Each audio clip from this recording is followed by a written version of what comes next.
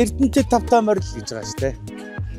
За сайн явцгааж ирүү. За сайн байна уу. Энэ замдаа сайн явж ирүү. Сайн явжээ. Тавтай тухтай явж ирүү манай залуу шууд. Тавтай тухтай явж ирлээ. За ингээд Эрдэнэт тавтай морил. За баярлаа. Эрдэнэт тавтай морил. За баярлаа. Одоо за ингээд та бүхнийг урьж байна. Эрдэнэттойгоо үйлдвэртэйгээ сайхан танилцсан явж байна. Зууны мандаа бүтээн байгуулалт Улсын Баатар Эрдэнэт үйлдвэртэй та хүн танилцах энэ сайхан хөтөлбөртэй та бүхнийг урьж байна. За баярлаа. За явцгаая төлөө.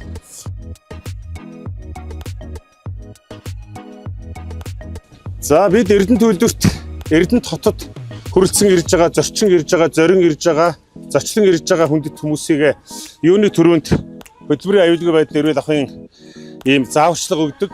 За тэгээ манай үйлдвэрийн оройн дотор явж байхдаа бидний хөтөлбөрт хамрагдаж яваа гэдэг утгаараа хүмүүс унаас бусдаас ялгар хүүднээс ийм үйлдвэрийн хөдөлмөр хамгааллын хантаа зөмсдөг.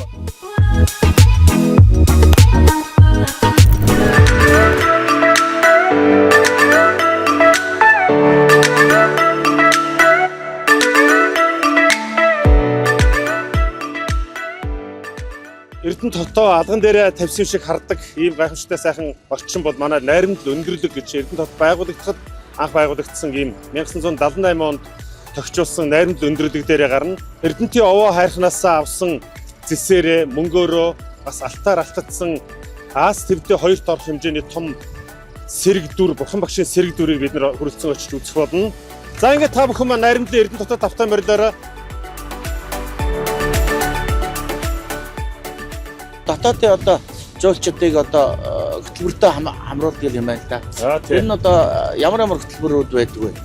За манайх аялал жуулчдын хөтөлбөр бол 3 янзын хөтөлбөр байгаа. Аялж байгаа хүмүүс замынхаа туршид Эрдэнэт үйлдвэрийг үзээд зорчоод гарах ийм боловцоо нэгдүгээр энэ хамгийн богино хугацааны Эрдэнэт үйлдвэрийг үзэх ийм одоо хүндэт зочдтой одоо үзүүлэх энэ хөтөлбөрийн дагуу Эрдэнэт үйлдвэрийг үзэх ийм боловцоо байгаа.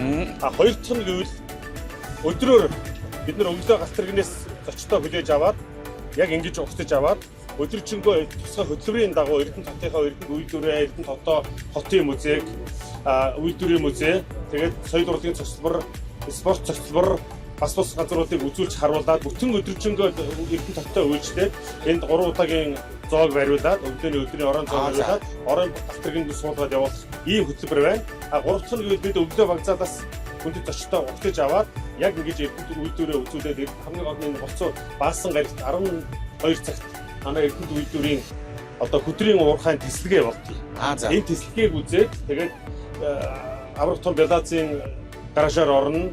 Киси гэж бид ярьдаг том термийн ажиллагаа бусад Эрдэнэт үйлдвэрүүдэд үзчихэд мөн музей энэ доторх эхний нэг өдрийн үзүүлбэр лугаа адилаар Эрдэнэт хотоо үзчихэд өвдөөс хоошдоо Сэлэнг амралт руу гардаг. Сэлэнг амралтын дээр очиод амралтын орчны, амралтын өдрийн, амралтын үдшийн тусгай хөтөлбөрөөрөө манайхан бас зочдтой та бүхэндээ үйлчлэнэ. Тэгээд энд спорт залаар, саунаар мэдээж тэгээд бүх төрлийн биеийн тамирын талбайнууд байгаа. Одоо цааны байц ажиллаж байна. Өвлөл таргаар үйлчлэн. Дээр нь манай диско хэлбэрийн одоо тишүүрийн талбай байгаа. Шөнө орой өдөр шинэ дээр тишүүрийн талбай дээр хүмүүс манаас сэнгийн хөгжлөх юм бололцоо байдаг. Ингээд тусгай хөтөлбөрийн дагуу явуулаад маргааш нь явган аяллаа байгаль орчны тэр манайх нарсан болоод хосон ойтой сэлэн мөрний хөөний юм амралт байгаа. Ерөнхийдөө бол 5 дахь өдөр ирээд хагасаа өдөр буцаад хагасны одоо хоноод хагасны оройдоо буцаад явчих. Ийм үйлчлэгээ байдаг. Одоогийн байдлаар бол ерөнхийдөө бид дайран өнгөрөгчд өдрийнхөөр хоногийнхоор гэсэн ийм 3 үйлчлэгээ бид ихтэй хүмүүс маань авч байгаа. Тэгээ ялангуяа одоо энэ манай аялалчин бол үйлдвэр бол тэр аргийн хүн орж амжихгүй. Тэгээд манай Эрдэнэтийнхээ өөрсдөө хүртэл үйлдвэрийн бүсэд орж үзээгүй, үйлдвэрийнхаа уурхайн үйл ажиллагаатай танилцж үзээгүй хүмүүс их байдаг. Энэгээрээ явхаараа бас давуу талтай. Давхар бас манай амралтын бааз дээр очиж амрах. Манай амралтын бааз чинь бол одоо байгалийн сайхан байдаг сайхан газар байгаа шүү дээ. Навсаа модод нь. Тэрүүгээрээ илүү их давуу талтай байгаа. Давхараас одоо манай дижитал музей маань бол Монголдо нэг амар тооцогдсон музей байгаа. Тэрийг үзэх. Тэгээд их сонирхолтой аялал байх болно.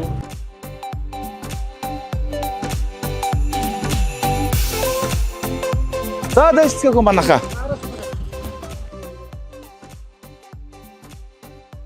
Манай хамбууд маань ерөнхийдөө бурхан багшийнхаа сэрэг дөр баригдсан юу тэр талаараа бол мэдээлэл бас өгч байна. Тэгээ нөхөн багш энэ Эрдэнэ төвөл дээр энэ нэрнэс толгой одоо газрын доорх баялагаар бас хийсэн гэдэг байгаа ч. Ер нь Монголд бас бойлоорээс хамгийн том бурхан гэж ярьд юм бэл. Аа за.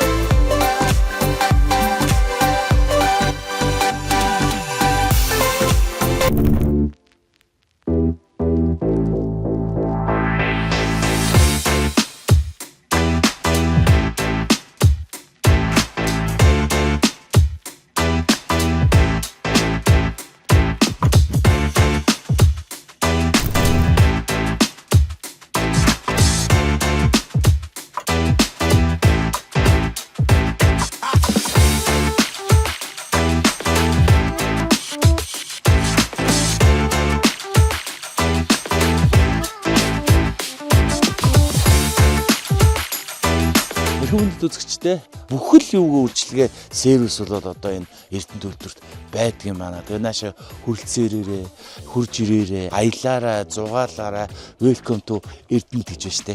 Баярлалаа.